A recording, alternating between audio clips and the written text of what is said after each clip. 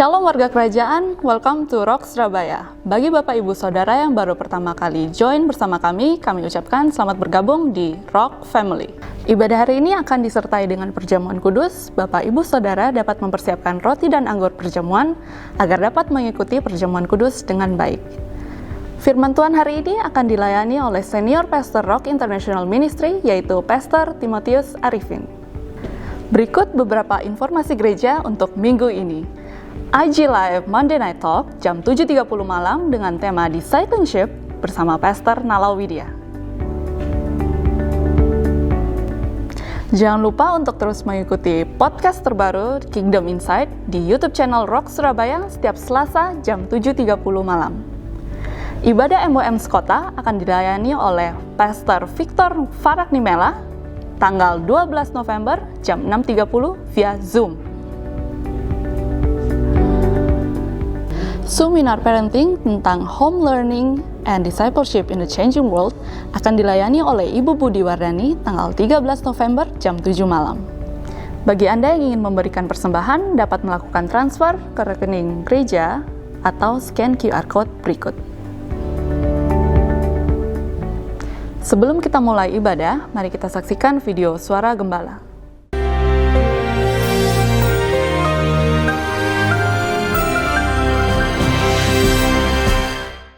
Shalom warga kerajaan, kita bicara tentang movement, kita bicara tentang mentoring, dan kita tahu bahwa dimulai dari Gilgal, Kristen lahir baru, KLB. Tetapi perjalanan pada Elia dan Elisha, yaitu menuju ke Bethel. Sebelumnya, dia mencoba discourage, hidup adalah ujian. Ujiannya apa? Discouragement. Cukuplah sampai di sana. Tidak, kata Elia. Kata Elisha, demi Tuhan yang hidup dan demi hidupmu sendiri, I will never leave you. Perkataan itu, kegigihan itu harus ada pada setiap kita.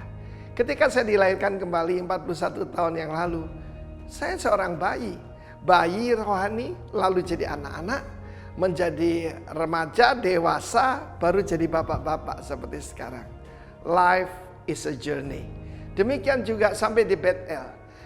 Orang yang sampai ke Bethel itu secara rohani adalah KPR. Bukan kredit pemilikan rumah ya. KPR adalah Kristen penuh Roh Kudus. Either you are filled with the Spirit, baptized with the Spirit or not. Jangan nipu diri sendiri. Sebab Tuhan berkata kamu akan menerima power. Kamu akan menerima dunamis, kuasa. Bukan cuma bahasa doa, itu bahasa roh. Banyak yang mengajarkan begitu. No, kamu akan terima kuasa. Kuasa menjadi apa? Martir bagi Tuhan Yesus. Dan di Bethel ada sekolah nabi. Ada the sons of the prophet, so-called, yaitu murid-murid. Karena itu jangan puas cuma jadi muridnya Tuhan. Elisha mengejar yang lebih daripada murid. Dia mau menjadi ahli waris daripada yaitu Elia. Karena itu kalau orang sudah sampai ke Bethel, karunia-karunia roh akan bekerja pada dia. Saya masih ingat bagaimana saya mulai masuk dipimpin Roh Kudus. Bethel artinya the house of Elohim, the house of God. Demikian juga, tidakkah kamu tahu kata Rasul Paulus bahwa tubuhmu bukan rohmu. Tubuhmu adalah bait Roh Kudus yang diam dalam kamu. Kalau kita mengerti bahwa Kristus di dalam kita, seluruh hidup kita akan berubah. Akan mengalir dari kita kekuatan Tuhan, kasih Tuhan, kesabaran Tuhan. Semuanya saudaraku, karena ada Roh Kudus di dalam diri kita. Tetapi di sana ada dua golongan. Ada Elisha yang adalah anak ataupun putra daripada Elia. Dan ada cuma murid-murid. Karena itu saya melihat banyak gereja penekanannya kepada pemuridan, which is good. Tetapi murid tidak menerima warisan. Yang menerima warisan adalah anak, bahkan putra yang dewasa. Karena itu penuhlah engkau dengan Roh Kudus. Dibaptislah engkau dengan Roh Kudus. Saat-saat ini you can receive it even at your home. Di rumah saudara kan saudara bisa menerima itu. Ya, memang lebih bagus lagi yaitu kalau kita ibadah bersama-sama. Saya heran, banyak orang tidak berani datang ke pertemuan on site. Padahal mereka pergi ke mall, mereka pergi ke ngopi, mereka pergi restoran rame-rame. Heran sekali. Karena itu carilah Tuhan selama Dia bisa ditemui. Dan ketika engkau mengalami baptisan Roh Kudus, ketika engkau dilahirkan baru, itu pekerjaan Roh Kudus tentu saja. Tetapi jangan sampai di sana, maju lebih jauh. Saya dipenuhi Roh Kudus 2-3 bulan setelah saya dilahirkan kembali dan dibaptis dalam air. Dan pengalaman itu merubah seluruh hidup saya. Saya menjadi a powerful witness for Christ. Jadilah demikian. Jadi KPR, Kristen, penuh Roh Kudus. God bless you. Amin. Ibadah akan segera dimulai, mari kita persiapkan hati kita dan mari kita berdoa. Bapa, kami mengucap syukur Tuhan untuk kesempatan hari ini kami bisa beribadah bersama ya Bapa. Kami percaya Tuhan, dimanapun kami berada bahwa kuasa-Mu ada bersama kami dan kuasa-Mu tidak terbatas ya Bapa. Kami siap Tuhan untuk memuji dan memuliakan nama-Mu, di dalam nama Yesus kami siap beribadah hari ini. Haleluya, amin.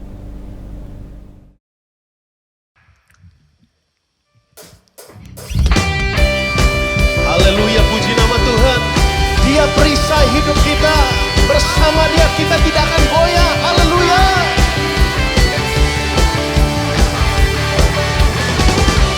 Berjalan bersama-Mu Tuhan. Oh haleluya.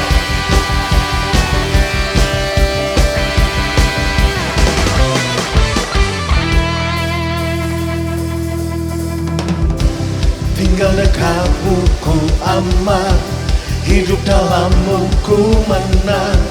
Kau yang memegang hidupku di tangan-Mu. Kau meneguhkan langkahku. Kami berjalan, ku berjalan di dalam kekuatan-Mu. Tuhan, Kau perisaiku. Lewati badai tak akan ku goyah. Imanku tetap teguh, takkan ku ragu mengikuti-Mu. Benar Tuhan, takkan kami ragukan mengikuti-Mu senantiasa. Haleluya.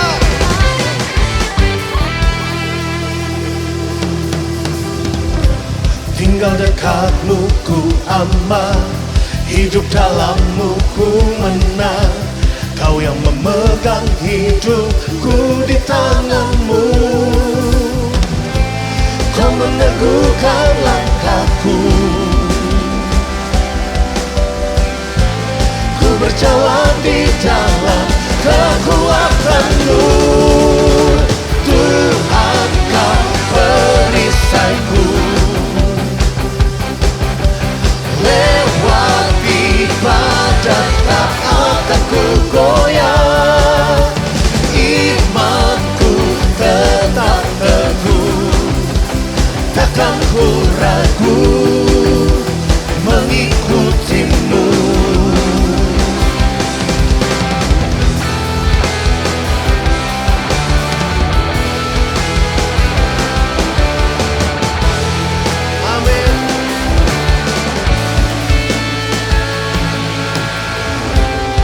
Meneguhkan langkahku. Ku berjalan di dalam kekuatan-Mu. Tuhan, Kau perisaiku. Lewati badai tak akan ku goyah. Imanku tetap teguh, takkan ku ragu mengikuti-Mu. Oh, Tuhan, Kau perisaiku. Benar Tuhan, lewati badai takkan kami goyah. Tak akan ku goyah. Imanku tetap teguh, takkan ku ragu mengikuti-Mu. Takkan ku ragu mengikuti-Mu. Takkan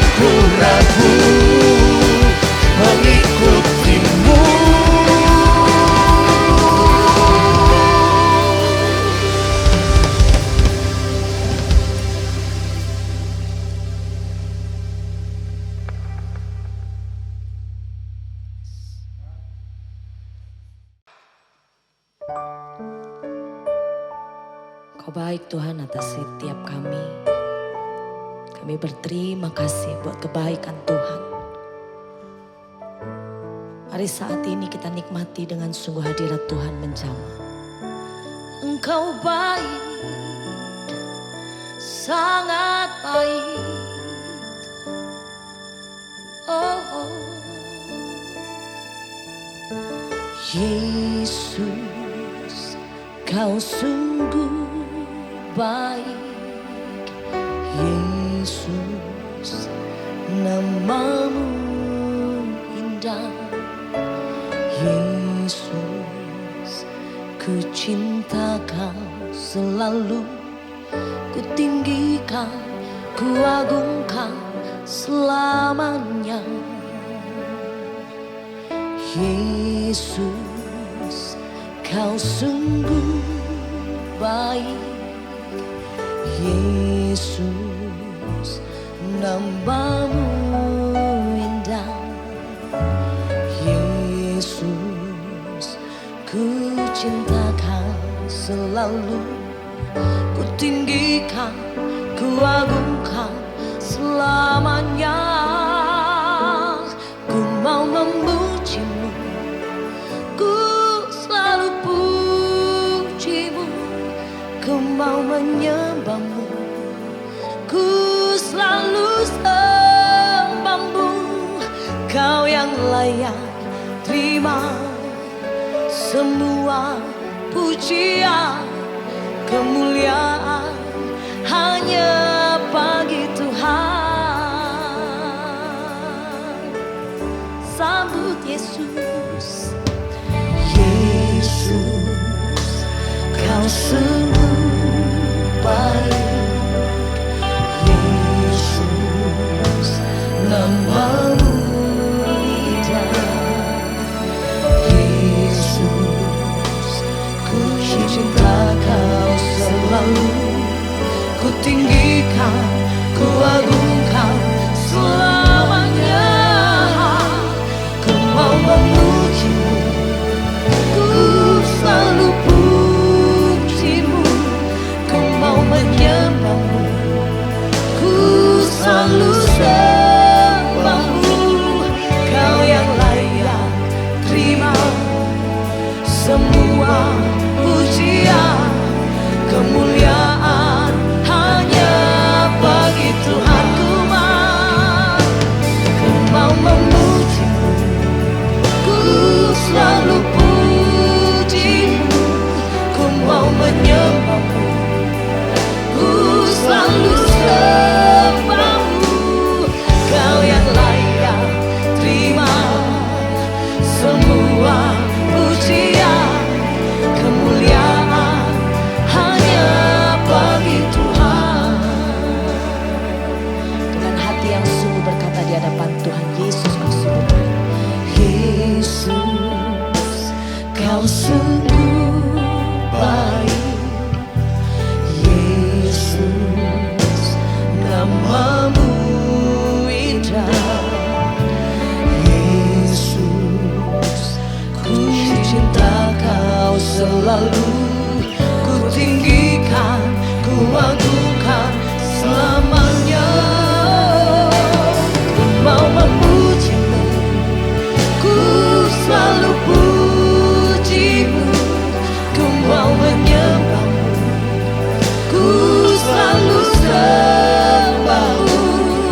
Kau yang layak terima semua pujian, kemuliaan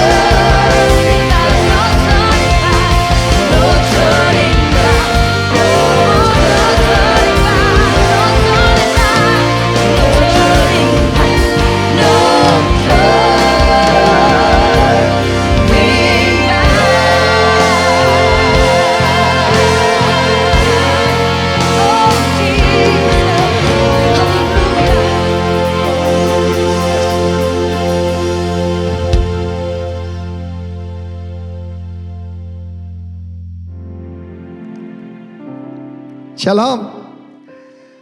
Rumah doa itu adalah purpose bagi umat Tuhan.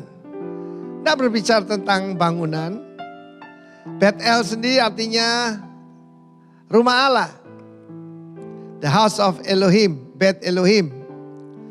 Di dalam firman Tuhan kita melihat bagaimana Tuhan Yesus pada waktu masuk ke bait Allah. 2 kali dia membersihkan bait Allah itu. Apa yang terjadi selama corona pandemi yang saya beri nama Corona Academy ini? Yaitu penyucian, pembenaran, pembersihan. Dalam Yohanes pasal kedua, pertama kali Yesus masuk ke Yerusalem. Dari mana kita tahu bahwa dia disalibkan usia 33. Sebab 3 kali dia masuk Yerusalem. Dan secara khusus membersihkan bait Allah. Dalam Yohanes pasal yang kedua ditunjukkan Yesus membuat cambuk dari tali kecil. Ini tidak untuk menghukum, ini untuk mendidik. Banyak orang tidak bisa melihat bahwa Allah itu Bapa yang mendidik. Dia mengharapkan dia jadi sugar daddy yang cuma memberi hadiah seperti Santa Claus. Dia membuat cambuk lalu mengusir mereka semua dari bait suci. Ya, dia berkata bahwa ini rumah Bapakku, kamu jadikan mall. Kita harus tahu bagaimana orang menyebut bait Allah pada zaman itu adalah mall daripada Hanas. Hanas mertuanya Kayafas. Dan dia adalah imam besar bayangan. Oh, mereka dapat uang banyak sekali. Hari ini secara menyedihkan memang banyak rumahnya Tuhan itu jadi apa? Jadi pasar, saudara. Ada seorang teman kita, saya tidak usah sebut di mana. Maka saudaraku, gedung gereja yang sangat bagus itu seperti pasar. Ya. Dan dia mengajarkan pada jemaatnya, kamu harus membeli ini, membeli itu supaya doamu dijawab. Tuhan benci hal semacam itu. Bukan untuk rumah untuk berjualan. Saya ditanya orang, kamu ini kurang kreatif katanya.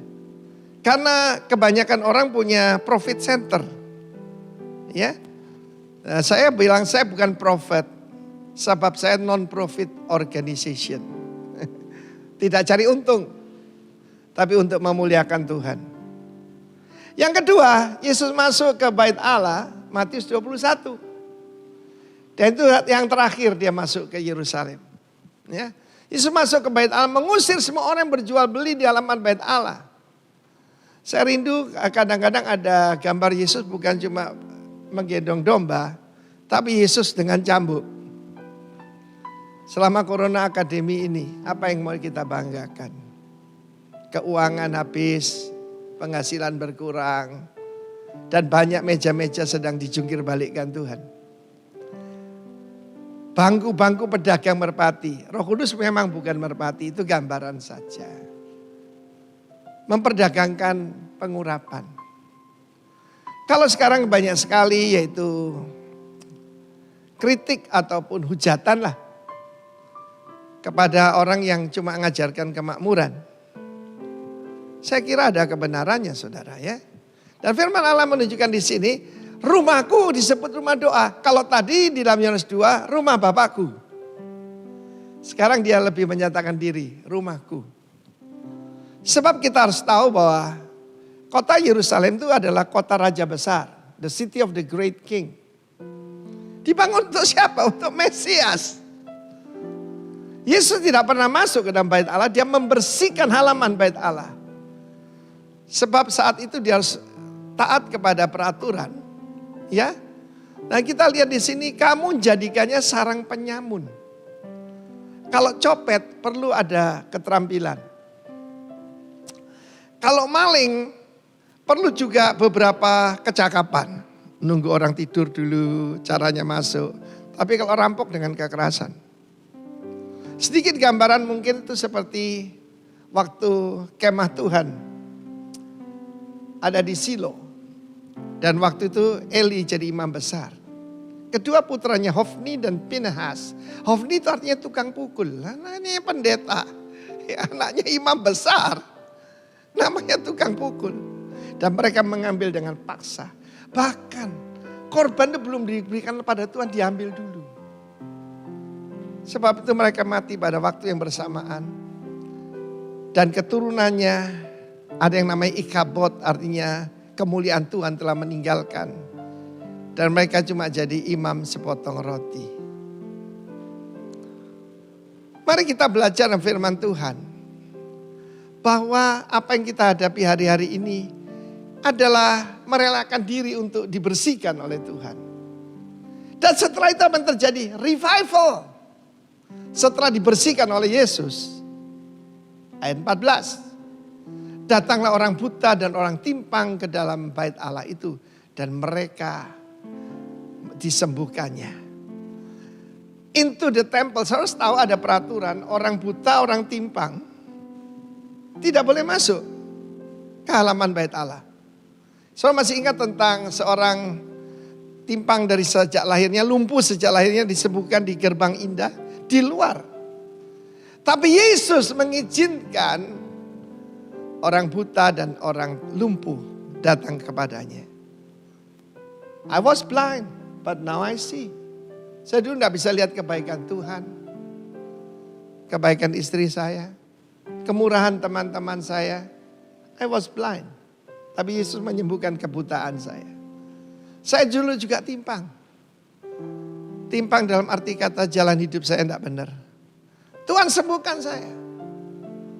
Revival ada di depan. Tetapi nomor satu pembersihan terlebih dahulu. Firman Allah menunjukkan bagaimana degradasi pada zaman itu. Dalam Yohanes pasal 2 ayat 13 dikatakan Jewish Passover. Saudara, Pesak itu Pesaknya Tuhan. The Lord's Passover. Tapi ini Paskah Yahudi. Jadi cuma jadi agama Yahudi.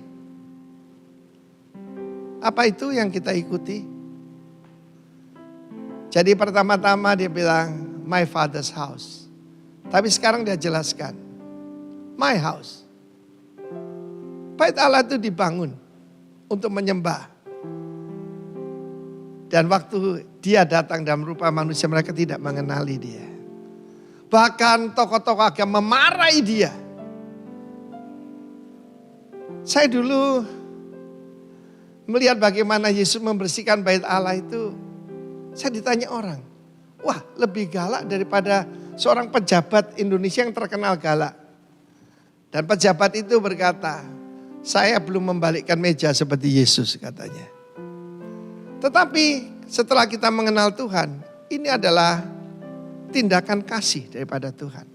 Karena bagi Anda yang mendengarkan apa yang saya sampaikan hari ini, kalau hari ini kita dididik, ingat firman Tuhan mengatakan, mana ada anak yang tidak pernah diajar oleh orang tuanya. Kita ini diajar untuk mendapat bagian dalam kekudusannya. Banyak orang cuma mau minta kemuliaannya. Jangan lupa, sebelum imamat rajani, 1 Petrus 2 ayat 9, ada 1 Petrus 2 ayat 5. Holy priesthood. Keimaman, imamat yang kudus. Jadi sekali lagi saya mengajak kita untuk melihat apa artinya rumah doa itu. Mari kita lihat sekarang 2 Tawarikh pasal ke-7. Mulai ayat yang ke-12. Tuhan menampakkan diri pada Salomo pada apa? Malam hari. Hari ini kan sepertinya malam hari ya. Malam hari berbicara kesukaran. Malam hari berbicara tentang oposisi. Malam hari mungkin menghadapi kelemahan, penyakit dan semuanya. Tapi Tuhan menampakkan diri pada Salomo selalu pada malam hari. Di waktu semua baik Tuhan berbisik. Tetapi pada waktu kita dalam kesesakan, Tuhan berseru kepada kita. Telah ku dengar doamu dan telah ku pilih tempat ini menjadi apa? Rumah persembahan. Tadi kita jelas rumah doa. rumah Bapakku jadi rumah doa, bukan sebagai mall. Ya, di sana tempat berjualan itu emporium. Anda pernah lihat mall emporium? Artinya pasar. Dan yang kedua, dijadikan yaitu den of thieves, yaitu sarang atau gua penyamun. Ada seseorang suami tanya pada Tuhan, Tuhan, waktu pacaran istriku kayak malaikat Tuhan. Kenapa Tuhan sekarang dia kayak setan? Dan Tuhan menjawab, ketika aku menciptakan dia adalah malaikat. Kamu yang membuatnya jadi setan. Saya ingat tadi bagaimana Tuhan Yesus berkata, ya seharusnya jadi apa? Seharusnya menjadi rumah doa. Tapi dijadikan apa? Sarang penyamun. Kamu yang menjadikannya sarang penyamun. Dalam hidup saya harus jaga hati saya ini. Supaya tidak mencari popularitas, tidak mencari keuangan.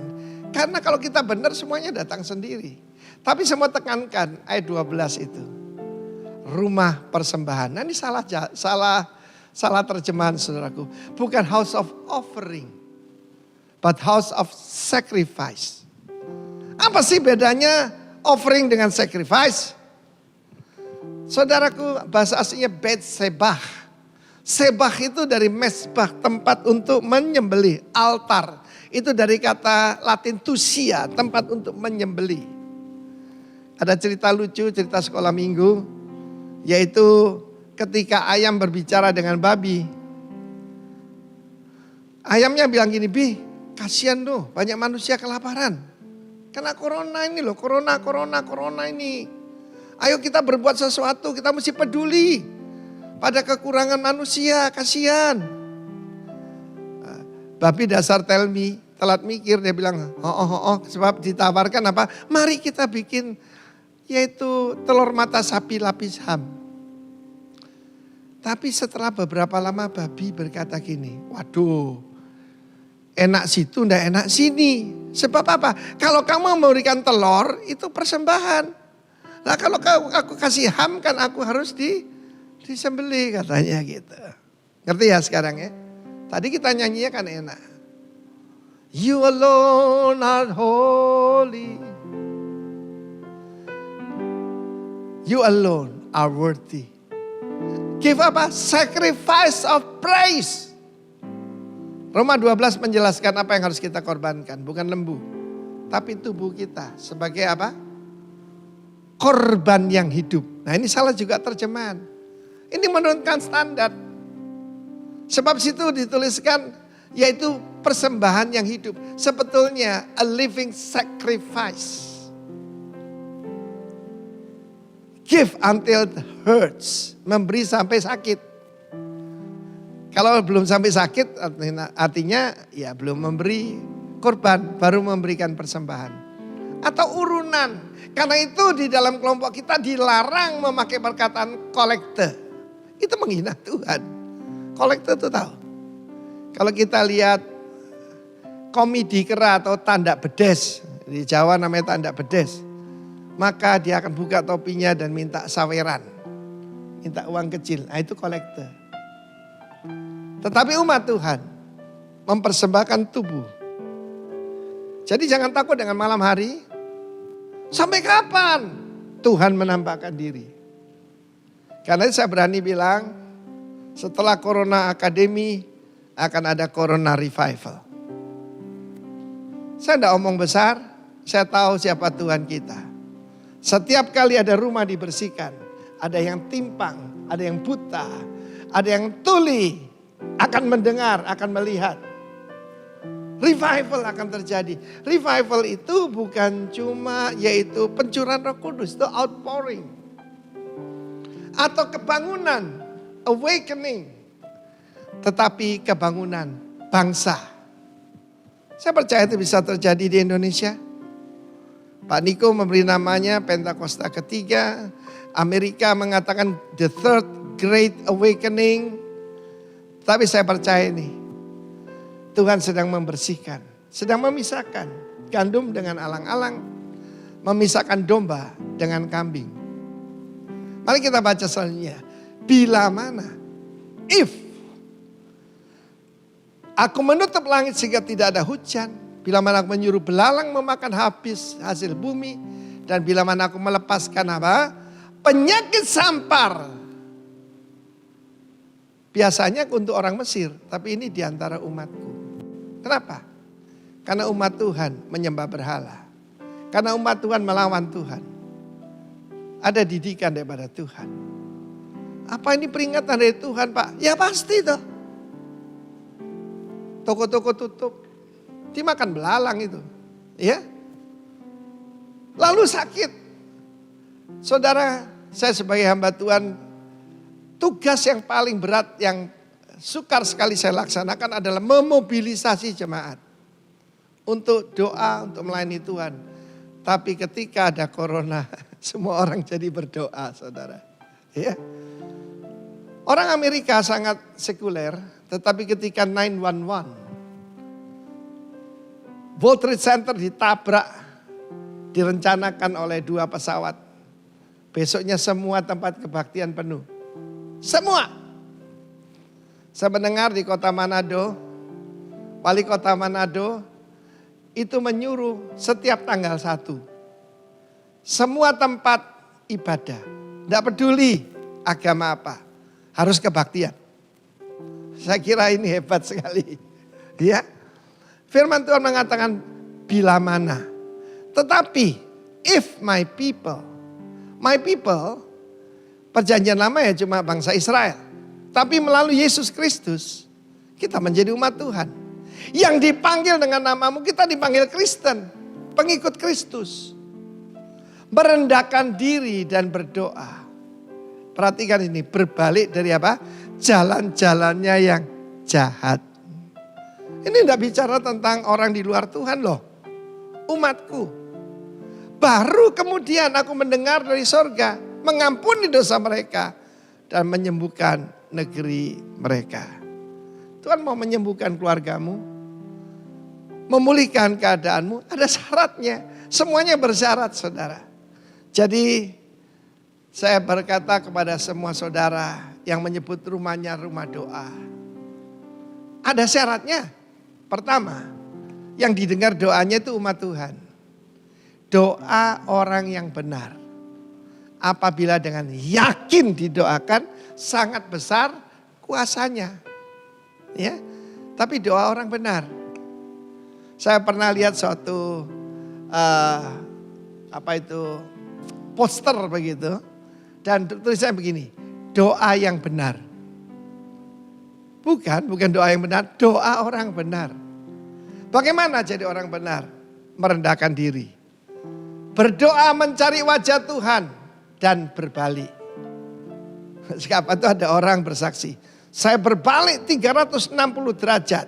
Nah itu salah. Itu kembali pada jalan yang lama. Babi kembali kepada kubangannya dan anjing kembali pada muntahnya. Berbalik itu 180 derajat. Kapan tuh ada seorang yang saya layani dan saya katakan kamu jangan berpaling kepada Tuhan. Berbalik. Sebab berpaling itu cuma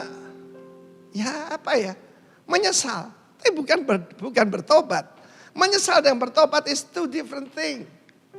Ketika mengkhianati Yesus, menyangkal Yesus, Yudas menyesal. Tapi Petrus bertobat.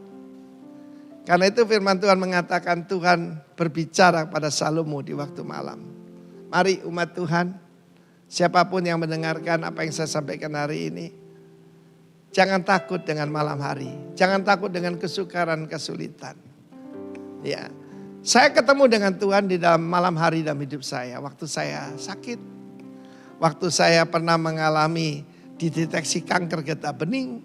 Pada waktu saya dideteksi terkena virus yang dokternya nggak tahu virus apa. Juga demam berdarah dan sebagainya. Kesulitan apapun. Lembah bayang-bayang maut. Percayalah. Bayang-bayang tidak menyakitkan. Amin. Tapi semuanya untuk koreksi. Ingat apa yang saya sampaikan hari ini. Yesus membuat cambuk. Murid-muridnya heran ya. Disebutkan tali-tali kecil. Saya percaya sabuk zaman dulu kan ya tali untuk mengikat jubah supaya tidak melorot ya. Jadi Yesus membuka sabuknya. Berapa banyak dari kita pernah dicambuk dengan sabuk dari papa kita saking nakalnya. Apa dia karena benci kita? Tidak. Dia justru karena sayang kita. Dia mau supaya kita benar. Dia mau supaya saya lurus. Dan ada firman Tuhan. Ajaran kepada anak muda akan menghilangkan kebodohan dari mereka. Saya masih ingat waktu saya masih remaja. Belum 20 tahun. Itu banyak kebodohan yang saya lakukan. Banyak sekali. Dan papa saya tidak pakai sabuk. Dia pernah tampar saya. Dan saya berterima kasih buat papa saya buat itu.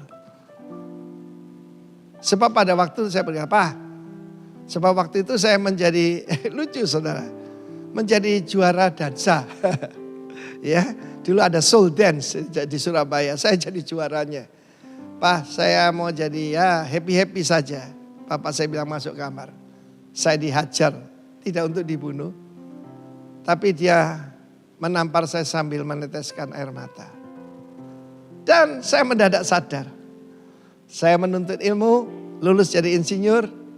Dan waktu di foto resmi, papa saya di samping saya bilang, Pak, kamsia Pak. Kamsia itu terima kasih. Bahasa Hokkien. Kamsia apa? Ditempeling loh Pak. Kalau enggak jadi insinyur hari ini, jadi gelandangan. Dia membuat cambuk dari tali dan mengusir mereka semua. Tidak untuk dibuang. Diterima kembali. Dan yang luar biasa saudaraku, firman Allah mengatakan, if my people. Jadi Tuhan itu tidak bekerja dengan autopilot. Jadi saya tidak setuju dengan hamba Tuhan mengatakan kita tidak perlu mengaku dosa. Gimana sih? It's about relation with the living God. Kalau saya salah, saya datang pada istri saya, sorry sayang.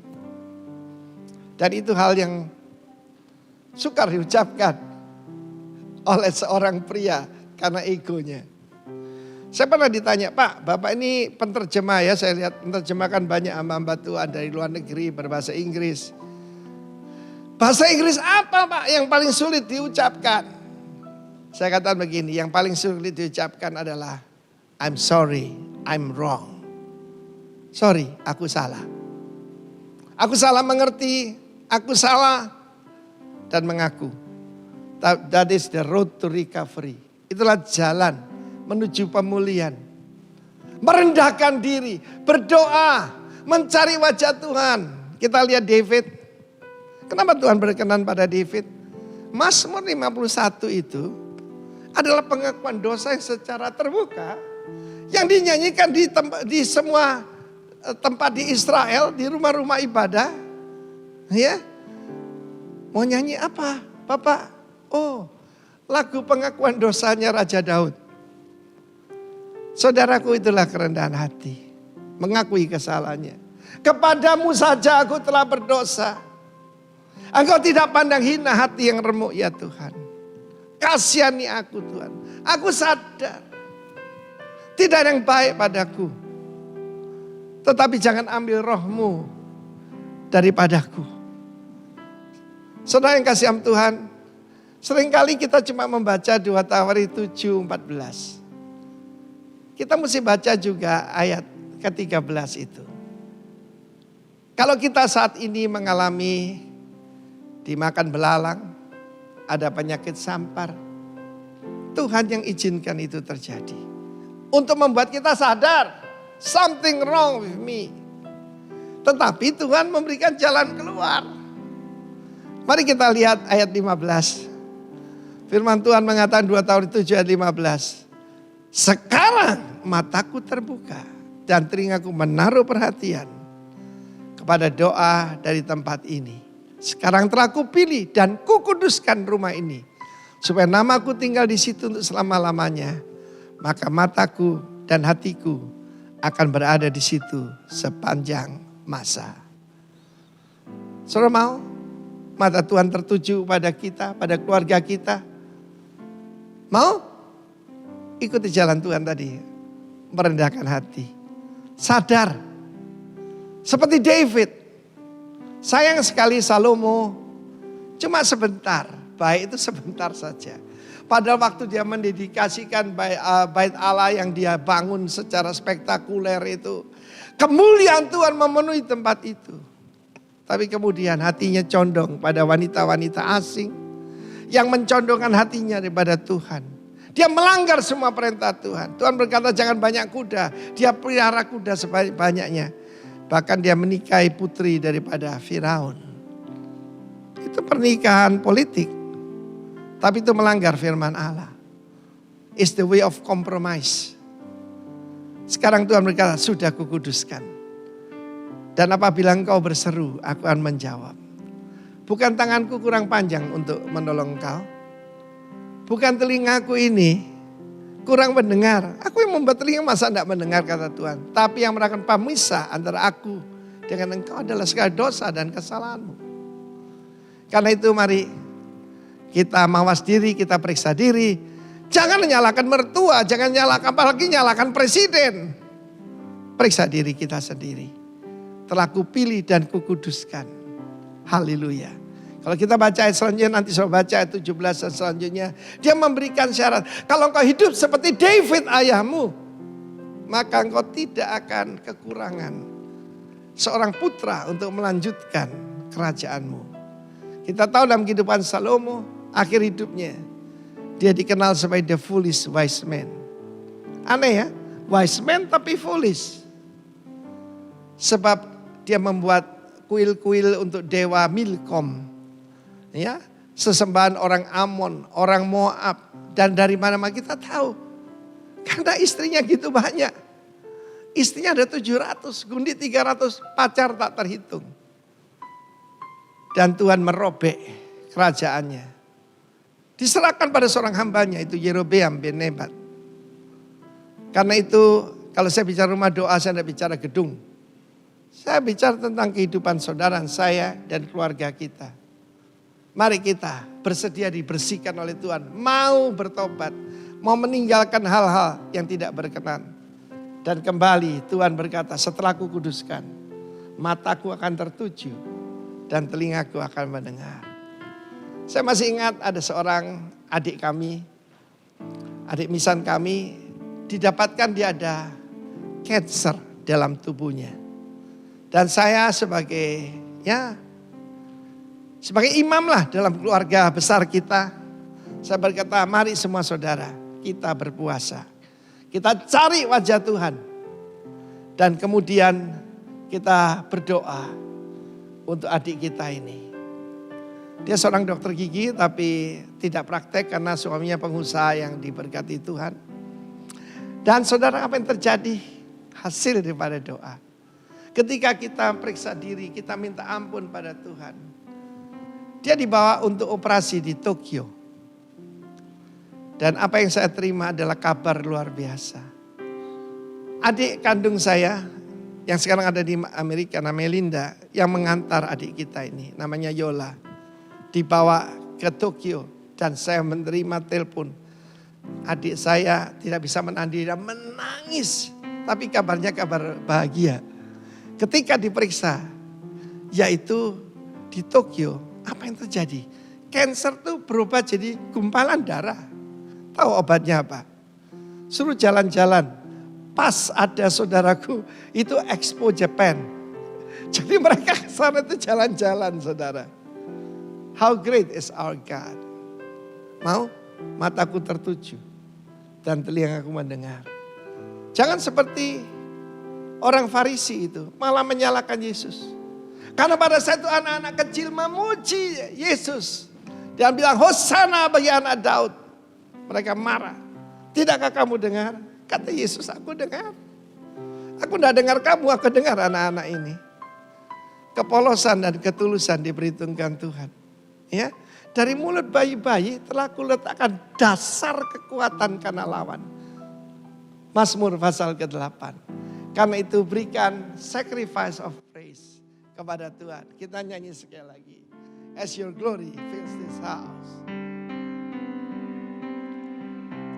As your glory fills this house. As our hearts fill with praise. when I will offer unto you, O my Lord, a sacrifice of praise. House of praise, house of sacrifice. You alone are holy. You alone are worthy. You deserve the glory. Jesus, you alone. Kau saja yang suci. Kau saja yang layak. Kau layak terima glory. Hanya Kau Tuhan. Mari kita berdoa. Terima kasih buat teguran-Mu ya Tuhan. Bukan cuma nasihat tapi teguran, bahkan hajaran. Apa yang kami alami hari-hari ini kami mengerti. Engkau sedang membersihkan rumah-Mu. Kenapa? Engkau akan segera datang kembali. Bersihkan hidup kami, keluarga kami, pelayanan kami. Supaya berkenan kepadamu. Terima kasih buat cambukan-Mu yang manis. Waktu diberikan memang tidak mendatangkan sukacita tapi duka cita. Tapi kemudian memberikan faedah. Supaya kami mendapat bagian dalam kekudusan-Mu. Terima kasih Tuhan Allahku. Engkau saja yang layak menerima persembahan. Kami mengerti. Rumah-Mu adalah rumah Bapa. Rumah doa bagi segala bangsa.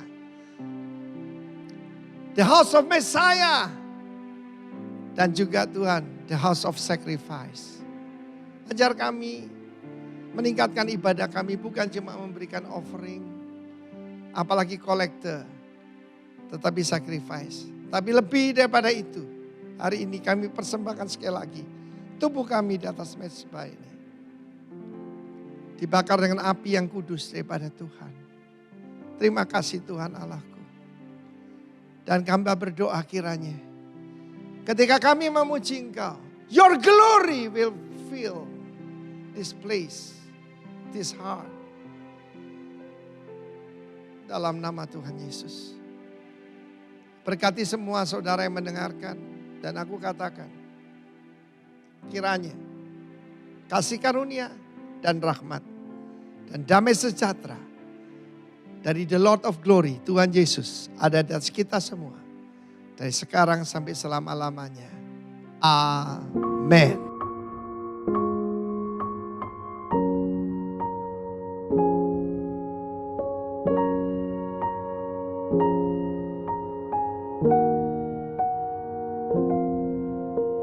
Saudara-saudara yang dikasihi Tuhan, Tuhan begitu berkemurahan dalam kehidupan kita dan sekali lagi di minggu yang baru ini kita boleh tetap disertai dan diajar dan dibawa untuk terus ada di dalam firman kebenarannya. Firman yang Alkitab berkata langit dan bumi akan berlalu tapi firmanku akan tinggal tetap. Karena itu biar kiranya berita yang kita sudah dengar, firman yang sudah disampaikan oleh hambanya, kita terus bawa masuk dalam kehidupan kita.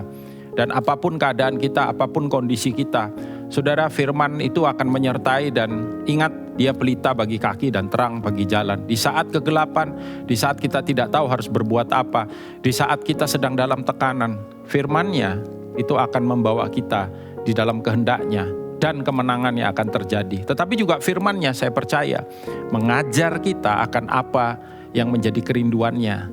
Yang dia mau itu terjadi dan ada. Kerjakan itu dan lakukan itu. Saya percaya hidup kita akan sangat berarti.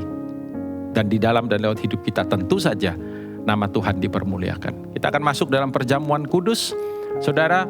Dan mari saudara sudah mempersiapkan roti dan anggur. Kita angkat sama-sama, kita berdoa. Tuhan terima kasih kami melakukan apa yang Kau perintahkan. Engkau mengatakan bahwa kami harus mengerjakan ini untuk mengingat akan kematian-Mu, mengingat akan karya-Mu. Dan biarlah kiranya apa yang kami lakukan ini memberitakan akan itu semua. Bahwa Tuhan, semua yang Kau kerjakan, semua yang Kau lakukan di atas kayu salib, itu menjadi jaminan bagi kami untuk kami memiliki kehidupan yang bukan hanya terberkati, tapi juga senantiasa berjalan di dalam kekuatan, kebenaran, dan memuliakan akan nama-Mu. Terpuji Engkau, terima kasih ya Bapa. Angkat roti bersama-sama dengan saya, saudara. Demikian kata firman Tuhan pada malam waktu Dia diserahkan, waktu Kristus diserahkan. Ia mengambil roti, mengucap syukur, memecah-mecahkannya dan berkata, inilah tubuhku yang dipecah-pecahkan bagi kamu. Saudara, bukankah roti yang telah dipecah-pecahkan ini adalah persekutuan kita dengan tubuh Kristus? Amin. Kita makan sama-sama dalam nama Yesus.